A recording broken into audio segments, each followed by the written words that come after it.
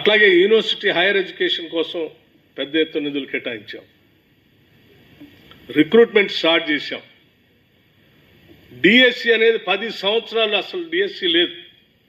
కొట్లాడి తెచ్చుకున్న తెలంగాణ రాష్ట్రం తెచ్చుకుందే ఉద్యోగాల కోసం.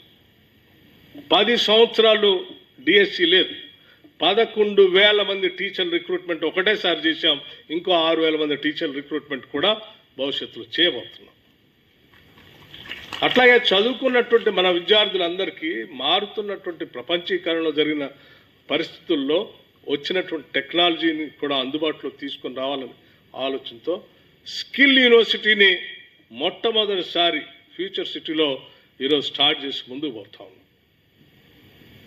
అట్లాగే రాష్ట్రంలో ఉన్నటువంటి 65 ఐటీఐ ఇన్స్టిట్యూషన్స్ పాత రోజుల్లో ఎప్పుడో చిన్న చిన్న లేత్ మిషన్లు పెట్టి వదిలేశారు.